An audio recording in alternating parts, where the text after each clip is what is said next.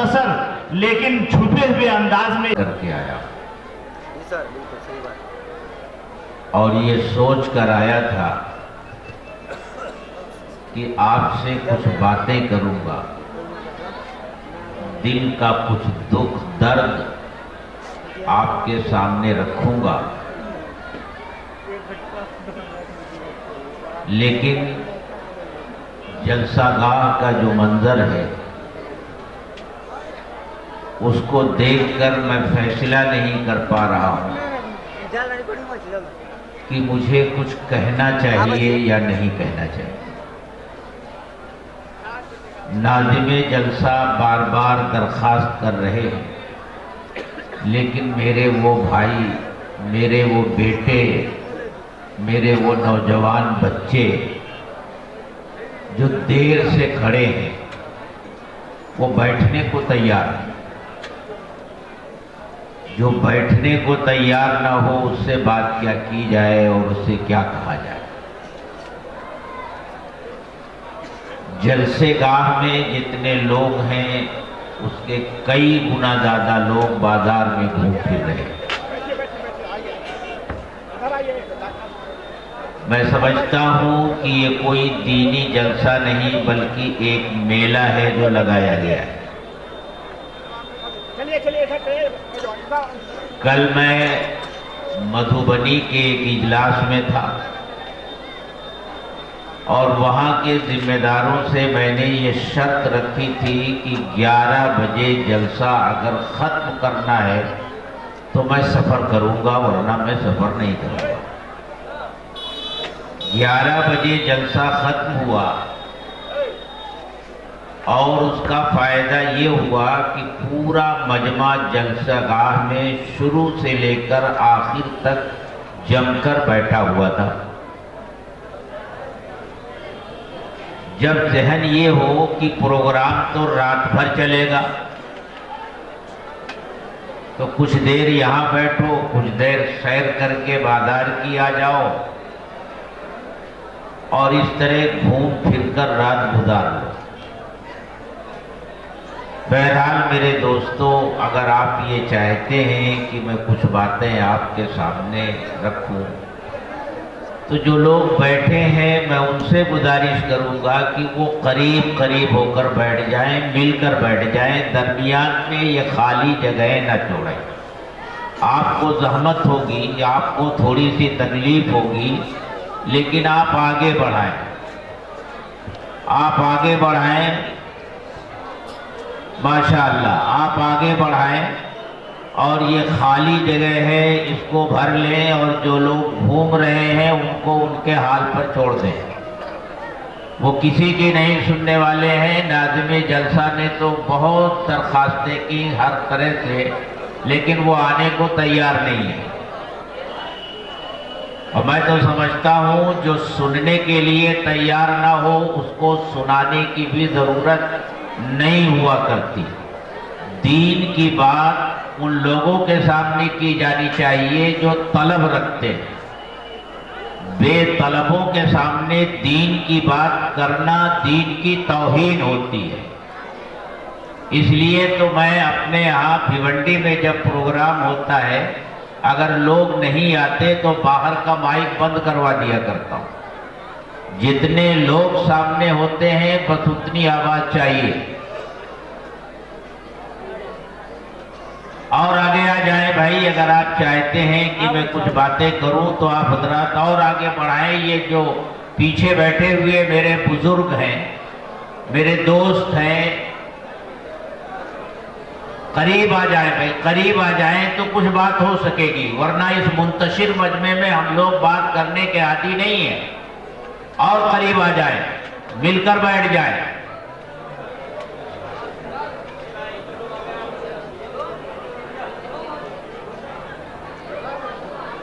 बिस्मिल्लाहिर्रहमानिर्रहीम। अल्हम्दुलिल्लाहि रब्बिल आलमीन वस्सलातु वस्सलामु अला सय्यिदिल मुरसलीन व अला आलिहि व सहबिहि अजमईन। अम्मा बअदु फ़अऊज़ु बिल्लाहि मिनश शैतानिर रजीम। بسم اللہ الرحمن الرحیم یا ایہا الناس اتقوا ربکم الذی خلقکم من نفس واحدہ وخلق منها زوجها وبث منهما رجالا كثيرا ونساء واتقوا الله الذي تساءلون به والأرحام إن الله كان عليكم رقيبا صدق الله العظيم وقال النبي صلى الله عليه وسلم الخلق عيال الله فأحب الخلق إلى الله من أحسن إلى عياله او كما قال علیہ الصلاة والسلام۔ حضرات علماء کرام، بزرگان محترم، عزیز طلبہ اور پردے کے پیچھے موجود میری مائیں، بہنیں اور بیٹیاں، حضرت مولانا کبیر الدین فاران دامت برکاتہم العالیہ کا نام اور ان کا کام اور ان کی خدمات کے بارے میں سنتا رہتا تھا۔ ملاقات کا شرف حاصل نہیں تھا۔ ملاقات اس وقت ہوئی جب اب سے چند سال پہلے ارریہ میں جمعیت علماء ارریہ کے پلیٹ فارم پر قومی یکجہتی کا پروگرام منعقد ہوا۔ امیر الہند جانشین شیخ الاسلام حضرت مولانا سید ارشد مدنی دامت برکاتہم العالیہ بنفس نفیس تشریف لائے تھے اور ملک کے جلیل القدر علماء اور جمعیت کے خدام تشریف لائے تھے۔ میری بھی حاضری ہوئی تھی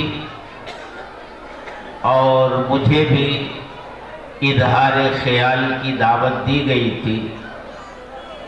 میں نے بے ربط باتیں کچھ اس اسٹیج سے کہی تھی۔ نہ جانے میری بے ربط باتوں میں کون سی بات حضرت مولانا کبیر الدین فاران دامت برکاتہم العالیہ کو پسند آ گئی کہ انہوں نے اسی وقت ہمت افزائی کے کلمات بھی کہے اور پھر میرا ان کا تعلق قائم ہوا۔ فون پر بھی گفتگو ہوتی رہی، وہ بمبئی تشریف لاتے اس وقت بھی ملاقات ہوتی۔ ان کی محبت تھی کہ انہوں نے گزشتہ سال مدرسہ رشیدیہ حسینیہ کے سالانہ اجلاس میں مجھے آنے کا حکم دیا۔ میں ان کے حکم کی تعمیل میں بمبئی سے نکلا، ہوائی جہاز سے چلا اور آپ کے قریب کا جو ہوائی اڈہ ہے باغ ڈوگرا، وہاں مجھے اترنا تھا، لیکن جہاز جب وہاں پہنچا تو وہ فضا میں چکر کاٹنے لگا۔ کچھ دیر تک وہ چکر کاٹتا رہا، پھر اعلان ہوا کہ رن وے میں کچھ خرابی پیدا ہو گئی ہے، اس وقت ہوائی جہاز یہاں لینڈ نہیں ہو سکتا، ہم کلکتہ جا رہے ہیں۔ جہاز کلکتہ کی طرف مڑ گیا، وہاں ایئرپورٹ پر اترا اور پھر اعلان ہوا کہ تمام مسافر اپنی اپنی نشستوں پر بیٹھے رہیں۔ 1 گھنٹے کے بعد ہم یہ فیصلہ کر سکیں گے کہ ہم باغ ڈوگرا جا سکتے ہیں یا نہیں جا سکتے۔ 1 گھنٹے کے بعد اعلان ہوا کہ رن وے میں جو خرابی پیدا ہوئی تھی وہ درست نہیں کی جا سکی اور اب یہ فلائٹ باغ ڈوگرا نہیں جا سکتا۔ جو لوگ کلکتہ میں اتر کر کہیں اور جانا چاہتے ہیں وہ جا سکتے ہیں، اور جنہیں واپس بمبئی چلنا ہے وہ اپنی جگہوں پر بیٹھے رہیں، ہم بمبئی واپس جا رہے ہیں۔ میں نے حضرت مولانا عبدالوہاب صاحب سے رابطہ قائم کیا، صورتحال بتائی، کوئی شکل ہی نہیں رہ گئی تھی کہ میں حاضر ہو سکوں، اور میں حاضری سے محروم رہا۔ لیکن حضرت مولانا کبیر الدین فاران دامت برکاتہم العالیہ مجھ سے یہ کہتے رہے کہ کبھی بھی موقع ملے گا تو تمہیں آنا ہے، اور یہ فرمایا کہ جو گفتگو تم نے ارریہ کے اس اجلاس میں کی ہے اسی گفتگو کو تمہیں کرنا بھی ہے۔ تو آج مجھے اسی موضوع پر کچھ بات کرنی ہے جو حضرت نے میرے لیے متعین کر دیا ہے۔ میرے بزرگوں، اللہ تعالی نے یہ کائنات بنائی ہے، کائنات کی ہر چیز بنائی ہے، تمام مخلوقات کو بشمول انسان کے اللہ نے پیدا فرمایا ہے۔ ہمیں پہلی بات یہ سمجھنی ہے کہ انسان اور اللہ کی دوسری مخلوقات کے درمیان کیا رشتہ، کیا تعلق ہے۔ اس کے بعد دوسری بات یہ سمجھنی ہے کہ خود انسانوں کے درمیان آپس میں کیا رشتہ ہے۔ یہی 2 باتیں آج ہمیں سمجھنی ہے، لیکن گفتگو آگے کرنے سے پہلے میں یہ عرض کرنا چاہتا ہوں کہ اللہ تبارک و تعالی کو اپنی تمام مخلوقات کے ساتھ بے انتہا محبت ہے۔ اللہ اپنی مخلوق سے بہت زیادہ پیار کرتے ہیں، اتنا پیار کرتے ہیں کہ ہم اور آپ اس کا اندازہ بھی نہیں لگا سکتے۔ اللہ کے رسول صلی اللہ علیہ وسلم نے اللہ کی اس محبت کو اور اللہ کے اس تعلق کو جو اللہ کو اپنے بندوں سے ہے ایک بڑے عجیب و غریب پیرائے میں بیان فرمایا۔ ارشاد فرمایا، الخلق عیال اللہ، تمام مخلوق اللہ کا کنبہ ہے، اللہ کا خاندان ہے۔ ہم اور آپ جانتے ہیں، ہمارا ایمان ہے کہ اللہ اپنی ذات اور صفات میں یکتا ہے، اکیلا ہے۔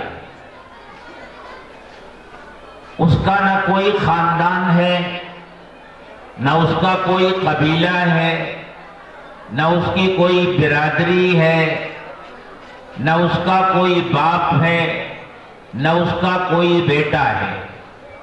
وہ احد ہے، صمد ہے، لم یلد ہے ولم یولد ہے۔ یہ اللہ کی ذات ہے۔ تو پھر اس کا کیا مطلب ہے کہ اللہ کی مخلوق اللہ کا کنبہ ہے۔ دراصل اس پیرائے میں اللہ کے رسول صلی اللہ علیہ وسلم یہ سمجھانا چاہتے ہیں کہ جس طرح کسی خاندان کا سربراہ ہوتا ہے، اس کا مکھیا ہوتا ہے، وہ اپنے خاندان کے ہر فرد سے بے انتہا محبت کرتا ہے، اس سے تعلق رکھتا ہے، اور صرف اس سے ہی تعلق نہیں رکھتا بلکہ اس کے خاندان کے کسی فرد سے اگر کوئی دوسرا بھی تعلق رکھے تو وہ خاندان کا سربراہ اور خاندان کا مکھیا اس سے بھی محبت کرنے لگتا ہے کہ یہ فلاں شخص ہے جو میرے بیٹے کو محبوب رکھتا ہے، یہ فلاں شخص ہے جو میرے بھائی کی عزت کرتا ہے، یہ فلاں شخص ہے جو میرے فلاں رشتہ دار سے تعلق رکھتا ہے، اس کو ان تمام لوگوں سے محبت ہو جاتی ہے جو اس کے خاندان سے محبت رکھتے ہیں۔ اسی بات کو انسانوں کے ذہن کے قریب لانے کے لیے، انسانی ذہن کو سامنے رکھ کر کے خالق اور مخلوق کے درمیان کا یہ رشتہ سمجھانے کے لیے اللہ کے رسول صلی اللہ علیہ وسلم نے ارشاد فرمایا الخلق عیال اللہ، تمام مخلوق اللہ کا کنبہ ہے۔ اور تمام مخلوق میں جانتے ہیں صرف مسلمان نہیں، تمام مخلوق، ہندو ہو، مسلمان ہو، سکھ ہو، جینی ہو، اور انسان تو انسان، کوئی بھی جاندار مخلوق ہو، چرند ہوں، پرند ہوں، چوپائے ہوں، زمین میں ریگنے والے کیڑے ہوں، سب اپنی تمام مخلوق سے اللہ تبارک و تعالی محبت فرماتے ہیں اور بے انتہا محبت فرماتے ہیں، اتنی محبت کہ ہم اور آپ اس کا تصور نہیں کر سکتے۔ اللہ کے رسول صلی اللہ علیہ وسلم نے گاہے گاہے صحابہ کو سمجھایا ہے کہ اللہ اپنے بندوں سے کتنی محبت فرماتے ہیں۔ ایک مرتبہ کچھ قیدی لائے گئے مدینے میں، ان قیدیوں میں ایک خاتون تھی، ان کا ایک چھوٹا سا بچہ تھا، وہ بچہ ان کی نظروں سے اوجھل ہو گیا، وہ پریشان ہو گئی اور اپنے بچے کو ڈھونڈنے لگی۔ کافی دیر کے بعد وہ بچہ ملا تو انہوں نے اپنے سینے سے اس بچے کو چمٹا لیا۔ صحابہ کرام یہ سارا منظر دیکھ رہے تھے۔ اللہ کے رسول صلی اللہ علیہ وسلم نے دریافت فرمایا مجھے بتاؤ کہ اگر اس خاتون سے یہ کہا جائے کہ اپنے بچے کو آگ میں ڈال دو تو کیا یہ خاتون اپنے بچے کو آگ میں ڈال دے گی؟ صحابہ نے عرض کیا کہ اے اللہ کے رسول، ہرگز یہ خاتون اپنے بچے کو آگ میں نہیں ڈالے گی۔ تو آپ نے ارشاد فرمایا اللہ ارحم بعبادہ من ہذہ بولدہا، یاد رکھو یہ عورت اپنے بچے پر جتنی مہربان ہے، جتنا رحم اس کے دل میں اس کے بچے کا ہے، جتنی محبت اس کے دل میں اس کے بچے کی ہے، اللہ اپنے بندوں سے اس سے زیادہ بھی محبت فرماتے ہیں۔ یہ تعلق بتایا اللہ کے رسول صلی اللہ علیہ وسلم نے۔ ایک اور موقع ہے، ایک صحابی اس حالت میں آپ کی خدمت میں حاضر ہوئے کہ انہوں نے چادر اوڑھ رکھی تھی اور اس چادر کے کنارے میں کوئی چیز لپیٹ رکھی تھی۔ حاضر خدمت ہوئے تو اللہ کے رسول صلی اللہ علیہ وسلم نے دریافت فرمایا یہ کیا ہے تمہاری چادر میں، ذرا دکھاؤ۔ انہوں نے چادر کھولی تو اس میں چڑیا کے کچھ بچے تھے چھوٹے چھوٹے، اور خود چڑیا بھی تھی جس کے وہ بچے تھے۔ انہوں نے عرض کیا کہ اے اللہ کے رسول، جب میں آپ کی خدمت میں حاضر ہونے کے لیے آ رہا تھا، درختوں کے پاس سے گزر رہا تھا کہ چڑیا کے بولنے کی آواز آئی، میں اس طرف متوجہ ہو گیا تو دیکھا کہ چھوٹے چھوٹے بچے چڑیا کے ہیں، میں نے ان کو پکڑ لیا۔ پھر ان بچوں کی ماں چڑیا میرے سر کے اوپر مڈلانے لگی اور چلانے لگی۔ میں نے چادر کا کونا ہٹایا اور جب اس نے اپنے بچوں کو دیکھا تو ان کے اوپر گر پڑی میں نے اس کو بھی اس چادر پہ لپیٹ لیا اور یہ اس وقت آپ کی خدمت میں موجود ہے۔ صحابہ نے دیکھا کہ بچے تو اڑ نہیں سکتے تھے، بچے تھے، اڑنے کی ابھی ان کے اندر طاقت پیدا نہیں ہوئی تھی، لیکن چڑیا جو بھاگ سکتی تھی، اپنی جان بچا سکتی تھی، لیکن وہ بھی اپنے بچوں کے ساتھ لگی رہی، وہ نہیں بھاگی۔ اللہ کے رسول صلی اللہ علیہ وسلم نے فرمایا کیا تمہیں یہ دیکھ کر تعجب ہو رہا ہے کہ یہ چڑیا اپنے بچوں کے ساتھ جڑ کر بیٹھی ہے اور بھاگ نہیں رہی ہے؟ اسے اپنے بچوں سے کتنا پیار ہے اور کتنی محبت ہے، کیا اس پر تمہیں تعجب ہو رہا ہے؟ صحابہ نے عرض کیا کہ اے اللہ کے رسول واقعی تعجب کی بات ہے اور ہمیں واقعتاً تعجب ہو رہا ہے۔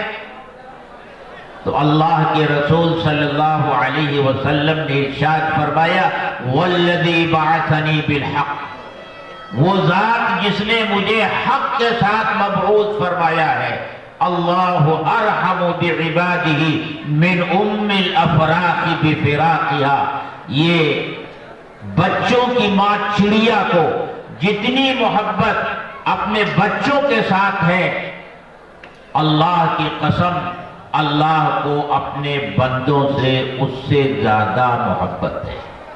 تو اللہ کو اپنی مخلوقات کے ساتھ بڑی محبت ہے۔ ہر مخلوق، انسان ہو غیر انسان ہو، ہر ایک کے ساتھ اللہ محبت فرماتے ہیں۔ حضرت نوح علیہ السلام پر جب لوگ ایمان نہیں لائے، 950 سال تک انہوں نے اللہ کا پیغام پہنچایا، دین کی دعوت دی۔ جب ایمان نہیں لائے تو حضرت نوح علیہ السلام نے اللہ سے دعا کی، اے اللہ ان سب کو صفحہ ہستی سے مٹا دے۔ طوفان آیا، سب پانی میں غرق کر دیے گئے اور وہی لوگ بچے جو حضرت نوح علیہ السلام کے ساتھ کشتی میں سوار ہو گئے تھے۔ جب پانی اترا اور کشتی خشکی پر ٹھہری تو اللہ تعالیٰ نے حضرت نوح علیہ السلام سے فرمایا نوح ایک کام کرو، مٹی کے برتن بناؤ۔ حضرت نوح علیہ السلام نے مٹی کے برتن بنانے شروع کیے، بناتے گئے، ارشاد ہوا اور بناؤ، بناتے گئے، ارشاد ہوا اور بناؤ۔ جب مٹی کے برتنوں کا ایک ڈھیر تیار ہو گیا تو اللہ کا حکم آیا نوح ان مٹی کے برتنوں کو توڑ۔ اب نوح علیہ السلام ان کے دل میں یہ بات آئی کہ پہلے تو مجھے مٹی کے برتن بنانے کا حکم دیا گیا، اتنے برتن جب بن کر تیار ہو گئے تو اب حکم ہو رہا ہے کہ ان برتنوں کو توڑ دو۔ اللہ تعالیٰ تو علیم بذات الصدور ہے، دلوں میں جو بات آتی ہے اللہ تعالیٰ اس کو بھی جانتے ہیں۔ وہی آئی نوح تم نے مٹی کے کچے برتن بنائے اور ان کو توڑتے ہوئے تمہیں اتنا دکھ ہو رہا ہے، تم سوچو اتنے انسان تھے جو ایمان نہیں لائے تھے، لیکن تھے تو وہ میرے بندے ہی، ان کو پانی میں غرق کر دیا گیا۔ اس سے اندازہ ہوتا ہے کہ اللہ تبارک و تعالیٰ کو اپنے ہر بندے سے محبت ہے، اپنی ہر مخلوق سے محبت ہے، اور جو اللہ کی مخلوق سے محبت کرتے ہیں اللہ ان سے بھی محبت کرتا ہے۔ اب آئیے ہم یہ دیکھیں کہ انسان جو اشرف المخلوقات ہے اس کے اور اللہ کی دوسری مخلوقات کے درمیان رشتہ کیا ہے، تعلق کیا ہے؟ تو یہ رشتہ خادم اور مخدوم کا رشتہ۔ پوری کائنات اور اس کی ہر چیز انسان کی خادم ہے، انسان مخدوم ہے۔ کائنات اور کائنات کی ہر چیز کو اللہ نے انسان کے لیے بنایا ہے، انسان کی ضرورت کے لیے بنایا ہے۔ اللہ تعالیٰ نے تو جگہ جگہ اس کا اعلان فرما دیا ہے، تمہارے لیے ہم نے چاند کو سورج کو مسخر کیا، زمین کا فرش تمہارے لیے بچھایا، آسمان کا شامیانہ تمہارے لیے تانا۔ فرمایا هو الذی خلق لکم ما فی الارض جميعا، اللہ وہ ہے جس نے تمہارے لیے پیدا کیا ہے جو کچھ زمین اور آسمان میں۔ تو قرآن کی آیتیں تو صاف صاف اعلان کر رہی ہیں کہ یہ کائنات اور کائنات کی ہر چیز انسان کی خادم ہے اور انسان مخدوم ہے۔ کائنات کی ہر چیز انسان کی ضرورت ہے، اس کے بغیر انسان نہیں رہ سکتا۔ اس مسئلے کو اگر ہم اپنی معمولی سی عقل کے ذریعے سمجھنا چاہیں تو وہ بات بھی ہماری سمجھ میں آ جاتی ہے۔ فرض کیجئے اس دنیا میں سب کچھ ہو، زمین ہو، آسمان ہو، زمین اور آسمان کے درمیان جتنی مخلوقات ہیں وہ سب موجود ہوں اور انسان نہ رہے تو کیا فرق پڑے گا؟ زمین پھٹ جائے گی، آسمان گر جائے گا، ستارے بے نور ہو جائیں گے، سورج بے روشنی کے ہو جائے گا، سمندروں میں جو موجیں اٹھتی ہیں وہ اٹھنی بند ہو جائے گی، دریاؤں کی روانی رک جائے گی، ہوائیں چلنی بند ہو جائے گی،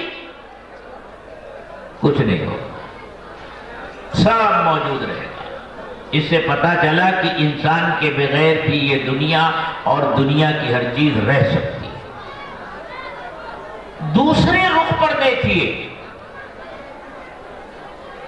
اگر یہ زمین نہ ہو تو انسان رہے گا کہاں؟ ہوا نہ ہو تو انسان زندہ کیسے رہے گا؟ سورج کی روشنی نہ ہو تو انسان کو توانائی کہاں سے ملے گی؟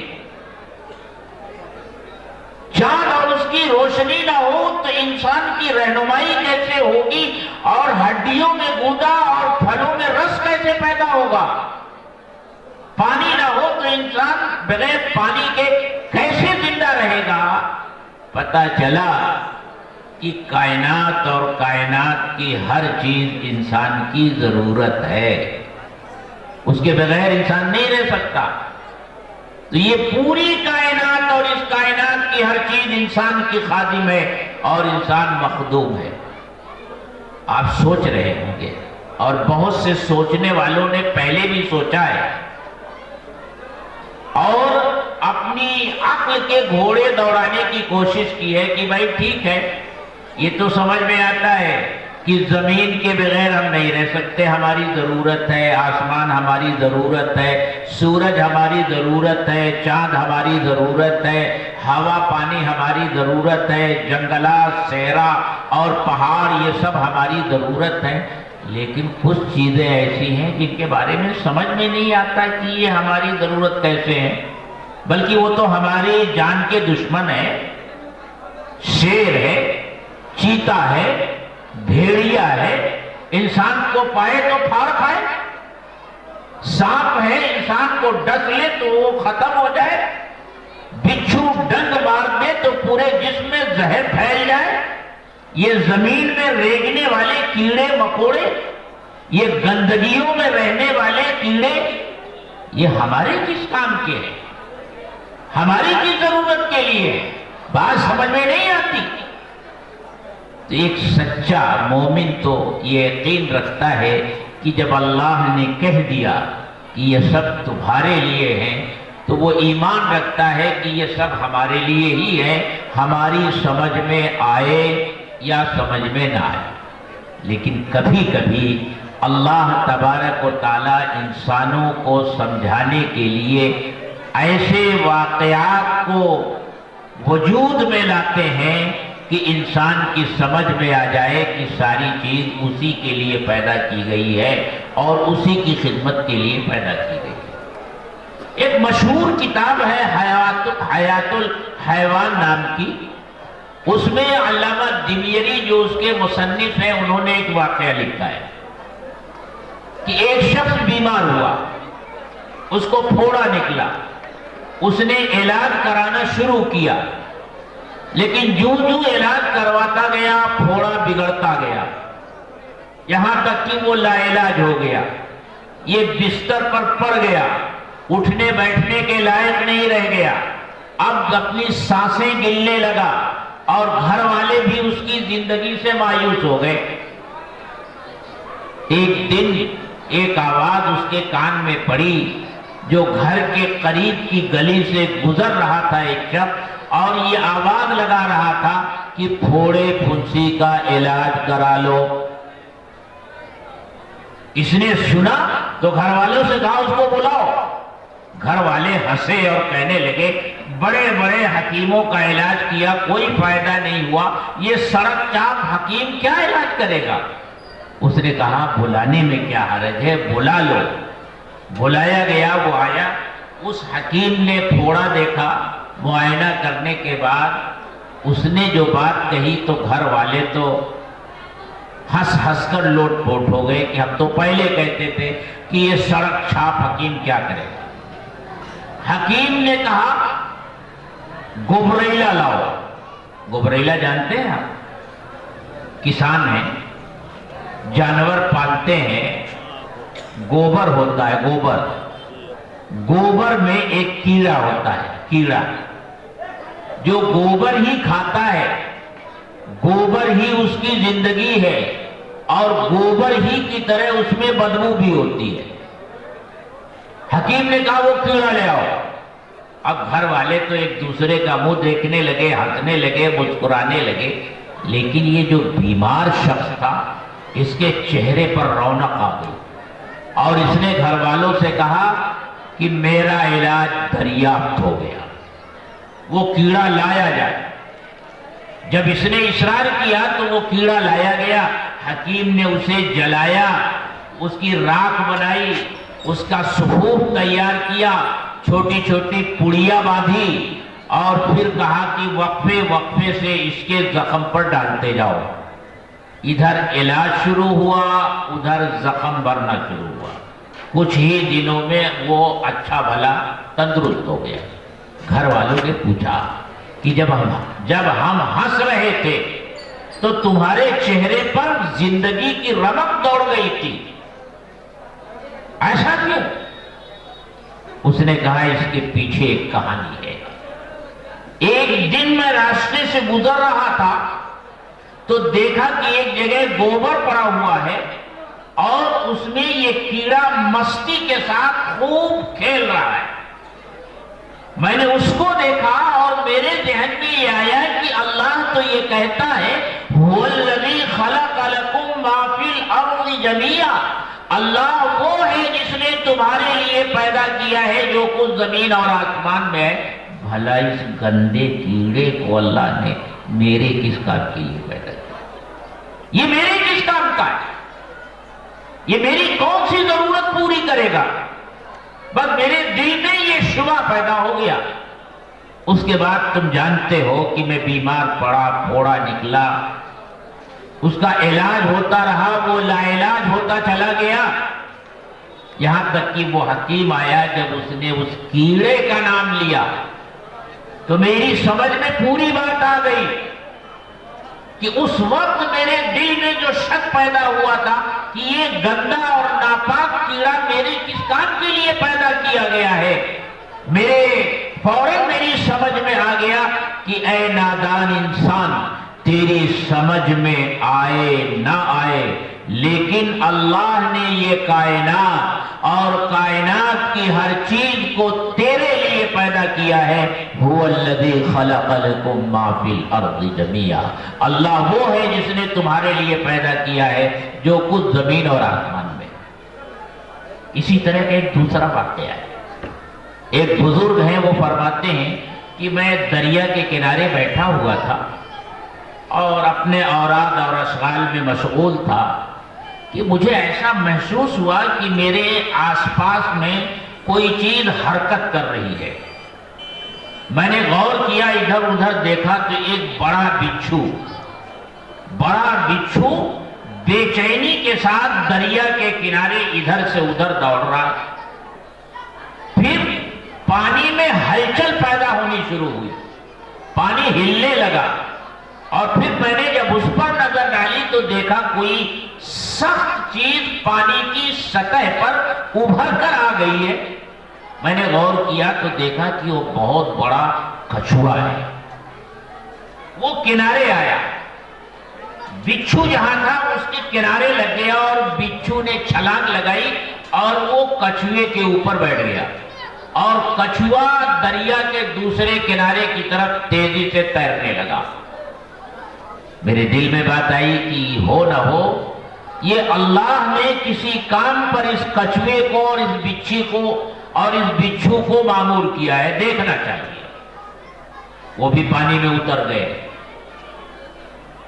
کچھوا دوسرے کنارے لگا اور پھر بچھو نے چھلانگ لگائی اور ایک سمت دوڑنے لگا. پیچھے پیچھے یہ دیکھ رہے ہیں. جب کچھ دور تک وہ بچھو گیا اور اس کے بعد انہوں نے جو منظر دیکھا، فرماتے ہیں میرے تو رونگٹے کھڑے ہو گئے، پیروں کے نیچے سے زمین نکل گئی. میں نے دیکھا کہ ایک درخت ہے سائے دار، ایک شخص گہری نیند اس درخت کے نیچے سو رہا ہے. ایک نہایت ہی زہریلا سانپ اس آدمی کو ڈسنے کے لیے آگے بڑھ رہا ہے، اور جیسے جیسے وہ سانپ اس آدمی کے قریب پہنچ رہا ہے، بچھو کے بھاگنے میں تیزی پیدا ہو رہی ہے، یہاں تک کہ وہ سانپ اس کے بالکل قریب ہو گیا اور بچھو کچھ دور رہ گیا تھا. سانپ نے اپنا پھن اٹھایا اس کو ڈسنے کے لیے. بچھو نے دور سے چھلانگ لگائی اور اس سانپ کے پھن نے ایسا ڈنک مارا کہ سانپ فوراً مردہ ہو کر گر گیا. اس بچھو کے ذریعے اللہ نے اس سوئے ہوئے انسان کی زندگی بچائی. سچ ہے، هو الذی خلق لکم ما فی الارض جمیعا. اللہ وہ ہے جس نے تمہارے لیے بنایا ہے جو کچھ اس زمین اور آسمان میں ہے. تم اس کائنات کے مخدوم ہو، پوری کائنات تمہاری خادم ہے، انسانوں کی خادم ہے. یہ ایک رشتہ ہے انسان اور دوسری مخلوقات کے درمیان کا. پھر انسان اور انسان میں کیا رشتہ ہے؟ تو قرآن و سنت سے یہ معلوم پڑتا ہے کہ انسان اور انسان کے درمیان 3 رشتے ہوتے ہیں. کسی کے ساتھ تینوں رشتے پائے جاتے ہیں، کسی کے ساتھ 2 رشتے پائے جاتے ہیں، اور کہیں صرف ایک رشتہ پایا جاتا ہے. پہلا رشتہ جو تمام انسانوں کے درمیان میں ہے، چاہے وہ کالا ہو، وہ گورا ہو، مسلم ہو، ہندو ہو، سکھ ہو، عیسائی ہو، یا ملحد ہو، بے دین ہو، مرتد ہو، لیکن اگر وہ انسان ہے تو ہر انسان کا دوسرے انسان کے ساتھ جو رشتہ ہے وہ انسانیت کا رشتہ ہے، وہ خون کا رشتہ ہے. اور اس رشتے کو اللہ تبارک و تعالیٰ نے قرآن کی اس آیت میں بیان کیا ہے جو میں نے پڑھی ہے، اور اس آیت میں بھی بیان کیا ہے جو بالکل آج کے اجلاس کے شروع میں قاری صاحب نے تلاوت کی تھی.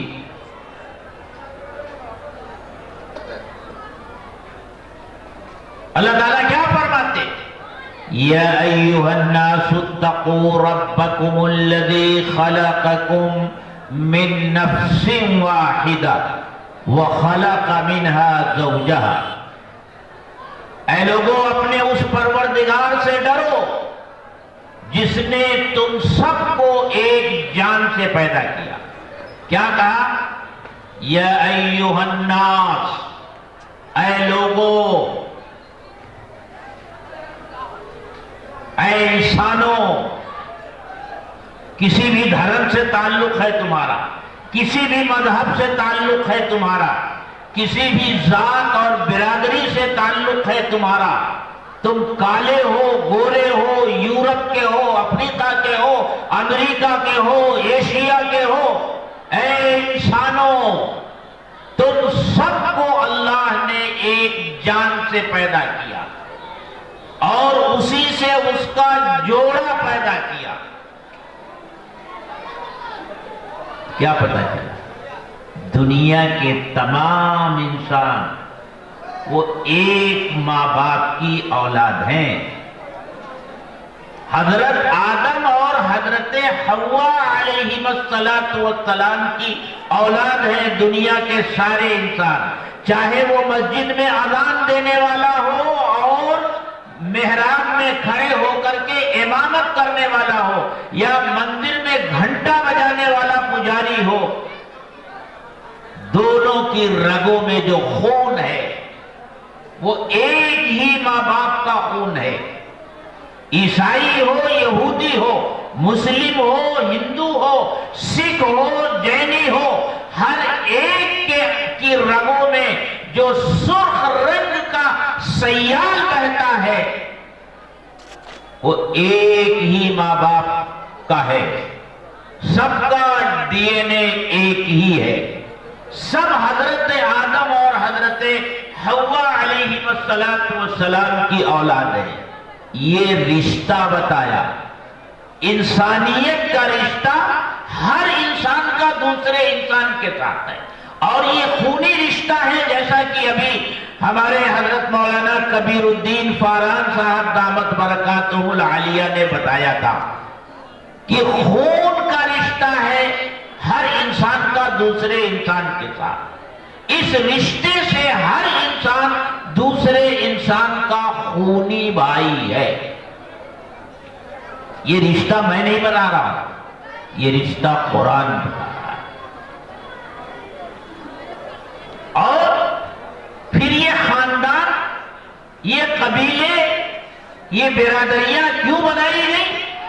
اللہ فرماتا ہے یہ ایک دوسرے پر برتری جتلانے کے لیے نہیں کہ میں سید ہوں، میں پٹھان ہوں، میں شیخ ہوں اور میرا مرتبہ فلاں سے بلند ہے، یہ تو فلاں ذات کا ہے، یہ تو فلاں برادری کا ہے۔ یہ جو برادریاں اللہ نے بنائی ہیں، یہ جو خاندان اللہ نے بنائے ہیں، اور یہ جو قبیلے اللہ نے بنائے ہیں، تو اللہ خود فرماتا ہے وَجَعَلْنَاكُمْ شُعُوبًا وَقَبَائِلَ لِتَعَارَفُوا، یہ تمہاری پہچان کے لیے بنائے تاکہ ضرورت کے موقع پر تمہاری پہچان ہو سکے کہ ہاں تم فلاں کے بیٹے ہو اور فلاں قبیلے سے تمہارا تعلق ہے، فلاں خاندان سے تمہارا تعلق ہے۔ فخر و مباحات کے لیے خاندان نہیں بنائے گئے، ایک دوسرے پر برتری دلانے کے لیے خاندان نہیں وجود میں لائے گئے۔ فخر و مباحات کی چیز کیا ہے؟ اللہ کے نزدیک بڑے مرتبے والا کون ہے؟ کہتے تم میں جو زیادہ متقی ہو، اللہ سے ڈرنے والا ہو، پرہیزگار ہو، وہ اللہ کے نزدیک بلند مقام والا ہے۔ برادری، خاندان اور قبیلے کی بنیاد پر کوئی بڑا نہیں بنتا۔ جو اللہ سے جتنا زیادہ قریب ہوگا اللہ کی نظر میں وہ سب سے بڑا ہوگا۔ یہی ساری چیزیں مٹانے کے لیے تو اللہ کے رسول صلی اللہ علیہ وسلم تشریف لائے تھے، اور کس طرح آپ نے مٹایا تھا اس کو؟ مکہ جب فتح ہوا، مکہ جب فتح ہوا اور نماز کا وقت ہوا، اللہ کے رسول صلی اللہ علیہ وسلم نے حضرت بلال رضی اللہ تعالی عنہ سے فرمایا، بلال کعبے کی چھت پر چڑھ جاؤ اور اذان دو۔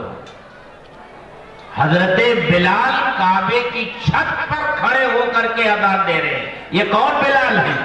حبشی بلال، موٹے موٹے ہونٹوں والے بلال، کالے کلوٹے بلال، مکہ میں غلامی کی زندگی بسر کرنے والے بلال اور مکہ کے سرداروں کا ظلم و ستم سہنے والے بلال، آج انہیں حکم ہو رہا ہے کہ بلال نیچے سے نہیں، خانہ کعبہ کی چھت پر چلے جاؤ اور وہاں سے اذان دو۔ حضرت بلال خانہ کعبہ کی چھت پر چڑھتے ہیں اور اذان شروع کرتے ہیں تو مکہ کے وہ بڑے بڑے سردار جو اب تک ایمان نہیں لائے تھے وہاں موجود تھے۔ بڑی عجیب نظروں سے انہوں نے دیکھا۔ کسی نے تو یہ کہا کہ اچھا ہوا میرا باپ یہ منظر دیکھنے سے پہلے مر گیا کہ ایک کالا کلوٹا کعبے کی چھت پر کھڑے ہو کر کے اذان دے رہا ہے۔ کسی نے کہا کہ محمد کے ساتھ اور کوئی نہیں ہے، یہی کالا کوا ہے جس کو محمد نے اوپر بڑھا دیا۔ ابو سفیان نے کہا میں کچھ نہیں کہوں گا، میں اگر کہوں گا تو یہاں کی کنکریاں بھی جا کر محمد کو بتا دیں گی کہ ابو سفیان نے ایسا ایسا کہا ہے۔ اللہ کے رسول صلی اللہ علیہ وسلم کے پاس وحی آئی اور یہی آیت نازل ہوئی جس میں کہا گیا وَجَعَلْنَاكُمْ شُعُوبًا کہ اے لوگوں ہم نے تمہیں ایک ماں ایک باپ سے پیدا کیا اور تمہیں جو قبیلوں میں اور خاندانوں میں ہم نے بانٹا ہے وہ اس لیے تاکہ ایک دوسرے کو پہچان سکو۔ یہ فضیلت اور برتری کی چیز نہیں ہے، فضیلت اور برتری کی چیز تو تقویٰ ہے۔ جو متقی بندہ ہوتا ہے وہ اللہ کو محبوب ہوتا ہے۔ اس طرح اس بیماری کو اللہ کے رسول صلی اللہ علیہ وسلم نے ختم فرمایا اور موقع بموقع سے اللہ کے رسول صلی اللہ علیہ وسلم نے تعلیم دی۔ ایک موقع پر فرمایا یا ایھا الناس کلکم من آدم، اے لوگو، ایمان والوں نہیں، اے لوگو، اے مشرق اور مغرب کے لوگو، اے مختلف دھرم اور مذاہب کے ماننے والے لوگو، اے مسلمانوں، اے غیر مسلم بھائیوں، کلکم من آدم، تم سب آدم کی اولاد ہو، وآدم من تراب، اور اللہ نے آدم کو مٹی سے بنایا۔ اسی لیے اللہ کے رسول صلی اللہ علیہ وسلم نے لوگوں کو بتایا دیکھو اللہ کی جتنی مخلوقات اس دنیا میں ہے، انسان تو انسان، دوسری مخلوقات جو اس دنیا میں ہے، ارحموا من فی الارض، جو زمین پر ہیں ان پر رحم کرو، یرحمکم من فی السماء، تمہارے اوپر وہ رحم کرے گا جو آسمانوں میں ہے۔ یہ رحم کی جو تعلیم دی جا رہی ہے، یہ تعلیم اس میں کسی دھرم کی کوئی قید نہیں ہے، کسی مذہب کی کوئی قید نہیں ہے۔ تعلیم یہ دی جا رہی ہے کہ اے انسانوں اپنے جیسے دوسرے انسانوں پر رحم کرو، ان کے ساتھ محبت کا معاملہ کرو، ان کے ساتھ ہمدردی کا معاملہ کرو، کیونکہ وہ بھی تمہارا ہی بھائی ہے۔ اگر تم چاہتے ہو کہ آسمان والا تمہارے اوپر رحم کرے تو تم ان کے اوپر رحم کرو، یرحمکم من فی السماء۔ اور ایک حدیث میں اللہ کے رسول صلی اللہ علیہ وسلم نے ارشاد فرمایا کہ اللہ تعالیٰ میدان محشر میں ایک شخص سے کہے گا کہ میں بیمار تھا تو مجھے دیکھنے نہیں آیا. وہ عرض کرے گا کہ اے اللہ آپ تو شفا دینے والے ہیں، آپ بیمار کہاں؟ تو اللہ فرمائے گا میرا فلاں بندہ بیمار تھا تو اس کی عیادت کے لیے نہیں آیا، اگر اس کی عیادت کے لیے آتا تو مجھے وہیں پاتا. یہ بندہ کون؟ کیا صرف مسلمان؟ نہیں، کوئی بھی اللہ کا بندہ ہو، اگر وہ بیمار ہے اس کی مزاج پرسی کرو، اس کی عیادت کرو، وہ ضرورت مند ہے اس کی ضرورت کو پورا کرو. یہ انسانیت کا رشتہ ہے، اور اس انسانیت کے رشتے کو پورا کرنے کے لیے اللہ کے رسول صلی اللہ علیہ وسلم کی سخت ہدایات ہے. ایک حدیث میں فرمایا اللہ کے رسول صلی اللہ علیہ وسلم نے لا يدخل الجنہ، وہ شخص جنت میں داخل نہیں ہوگا. پوچھا گیا کون یا رسول اللہ؟ فرمایا من لا یامن جارہ بوائقہ، جس کے شر سے اس کا پڑوسی محفوظ نہ ہو، اس کے پڑوس میں رہنے والا اس کی شرارت سے، اس کی ایذا رسانی سے محفوظ نہ ہو تو وہ جنت میں داخل نہیں ہوگا.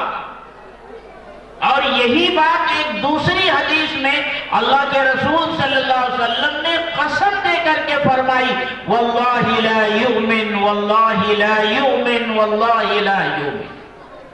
خدا کی قسم وہ مومن نہیں، خدا کی قسم وہ مومن نہیں، وہ مومن نہیں. صحابہ نے پوچھا اے اللہ کے رسول کون؟ تو آپ نے فرمایا جس کے شر سے، اس کی شرارت سے، اس کے مکر و فریب سے، اس کی دھوکہ دہی سے اس کا پڑوسی محفوظ نہ ہو. اور پڑوسی ہونے کے لیے دھرم اور مذہب شرط نہیں ہے. آپ کے گھر کے قریب جو رہ رہا ہے، میرے گھر کے قریب جو رہ رہا ہے وہ میرا پڑوسی ہے. وہ میرا ہندو بھائی ہو، میرا عیسائی بھائی ہو، میرا یہودی بھائی ہو، میرا سکھ بھائی ہو، وہ میرا پڑوسی ہے. اس پڑوسی کو اگر میں ستاؤں تو اللہ کے رسول فرماتے ہیں جنت نہیں ملے گی، تمہارا ایمان کامل نہیں ہوگا. گھر کے پڑوس میں رہنے والا وہ پڑوسی. اور ہمارا ملک تو ایسا ہے جو حق پر ہے اس کا ساتھ دینا ہوگا. اللہ کے رسول نے فرمایا اپنے بھائی کی مدد کرو، ظالم ہو تب بھی، مظلوم ہو تب بھی.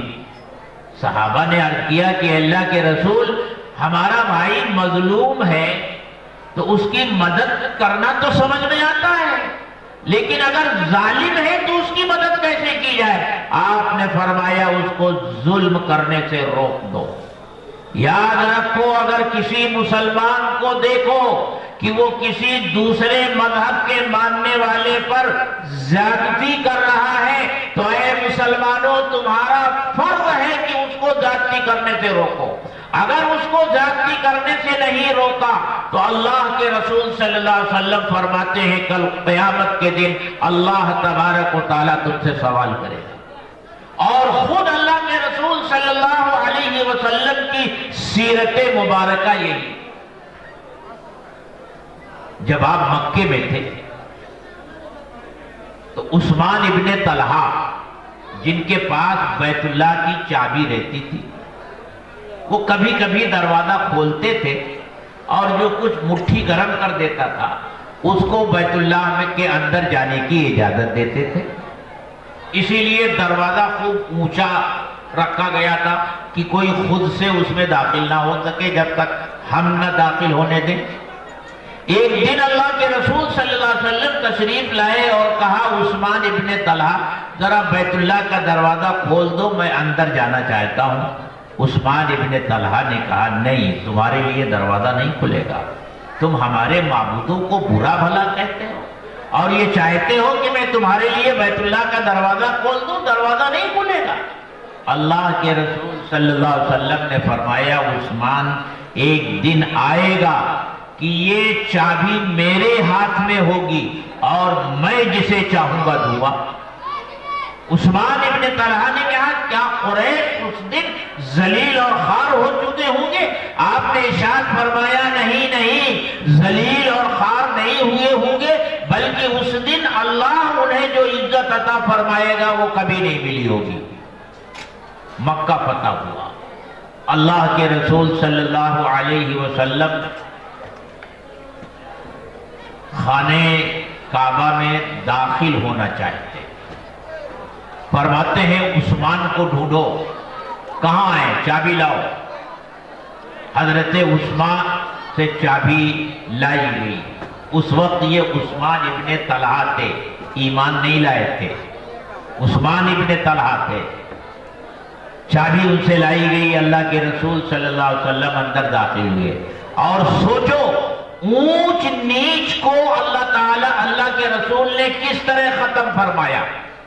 بیت اللہ میں داخل ہونا کوئی معمولی موقع نہیں تھا۔ اس داخلے کے وقت آپ کے ساتھ کون ہے؟ حضرت ابو بکر نہیں ہے، حضرت عمر بھی نہیں ہے، عثمان بھی نہیں ہے، علی بھی نہیں ہے، یہی بلال ہے، بلال حبشی ہے، اور آزاد کردہ غلام کے بیٹے اسامہ بن زید ہیں۔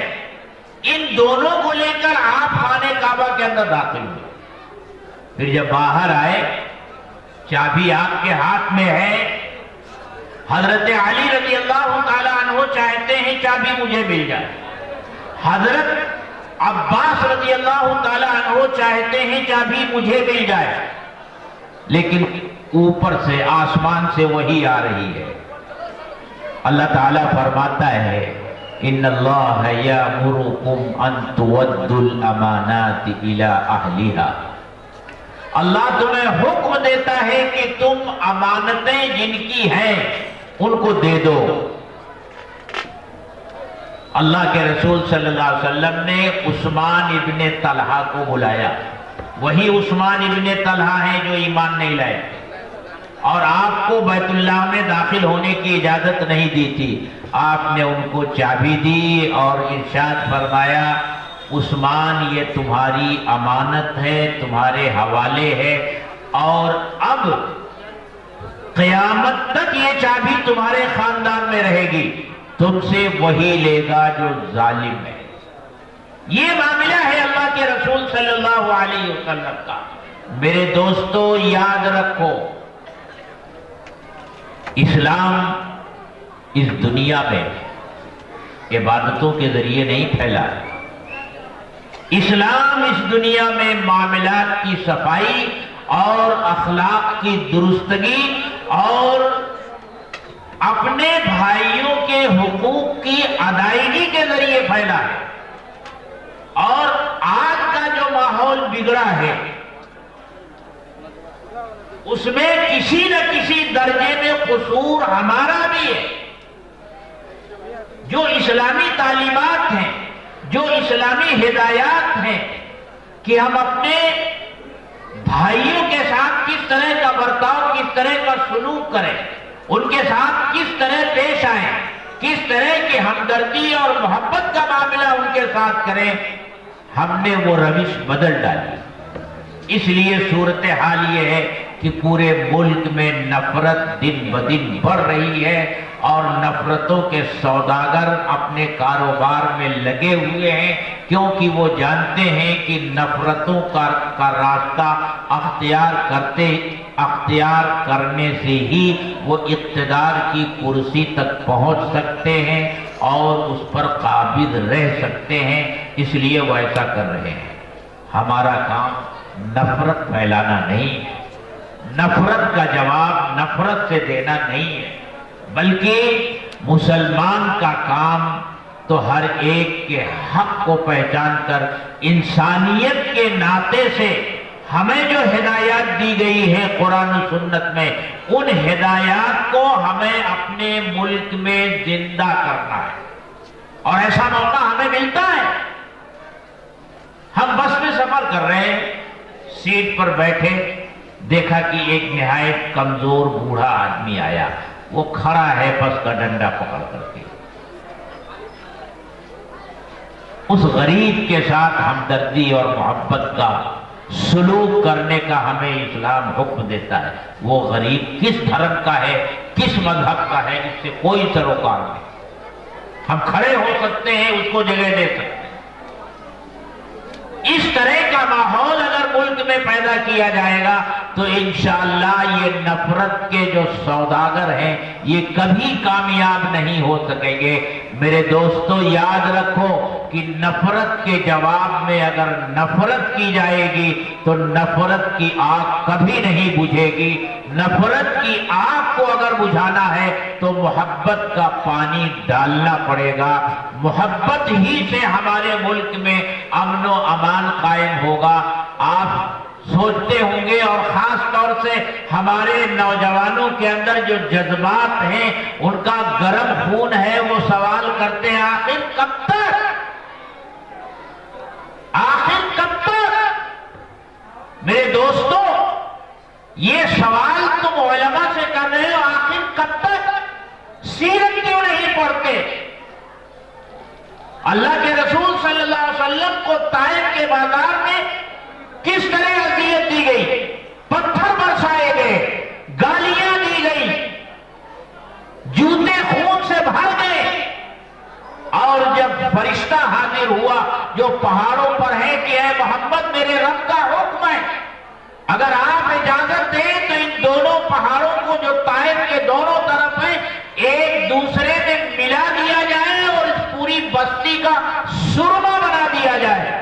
آپ نے فرمایا میں رحمت بنا کر کے بھیجا گیا ہوں، مجھے امید ہے کہ ان کے آنے والی نسلوں میں ایسے لوگ پیدا ہوں گے جو دین کا پرچم اٹھائیں۔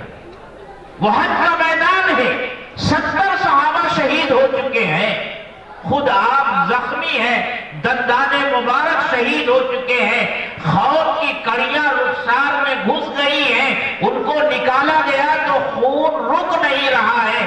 عرض کیا گیا آقا ان کے لیے بددعا کر دیجئے، یہ کیسے راہیاب ہو سکیں گے جو اپنے نبی کا خون بہاتے ہیں؟ آپ نے فرمایا اللہم اہد قومی فإنہم لا یعلمون، اے اللہ میری قوم کو ہدایت دے، یہ ناسمجھ ہیں، جانتے نہیں ہیں۔ تم سوال کرتے ہو کب تک؟ اسلام کو اپناؤ، اسلام کی تمام تعلیمات کو اپناؤ۔ تو یہ پہلا رشتہ ہے انسانیت کا۔ مجھے حضرت نے حکم دیا تھا کہ میں اسی رشتے کو آپ کی نظروں میں اجاگر کروں۔ دوسرا رشتہ ہے مذہب کا، کہ ہمارا اور آپ کا مذہب ایک ہے، مذہب کا رشتہ ہے تو ایک مسلمان کا دوسرے مسلمان پر کیا حق ہوتا ہے وہ بھی تفصیل سے بتایا ہے۔ تیسرا رشتہ قرابت داری کا ہے کہ ایک رشتہ دار کا دوسرے رشتہ دار پر کیا حق ہے۔ ان تینوں تعلقات کے بارے میں قرآن و سنت میں صریح نصوص ہیں، آیات ہیں اور احادیث ہیں، اور یاد رکھو ان تینوں رشتوں کے تعلق سے جو حقوق ہمارے ذمے آتے ہیں انہیں حقوق کی ادائیگی کا نام اسلام ہے۔ میں اگر ایک لفظ میں اسلام اپنے کسی بھائی کو سمجھانے کی کوشش کروں تو یہی کہوں گا جو حق ہے ہمارے اوپر کسی کا بھی، اللہ کا، رسول کا، قرآن کا، اپنے جیسے کسی بھائی کا، اپنے کسی رشتہ دار کا، اپنے کسی قرابت دار کا، خود اپنی ذات کا اپنے اوپر جو حق ہے، اپنے گھر والوں کا جو اپنے اوپر حق ہے، اس حق کو ادا کرنے والا جو بن جائے وہ سچا پکا مسلمان ہے۔ اللہ تعالی ہم سب کو سمجھ عطا فرمائے۔ وآخر دعوانا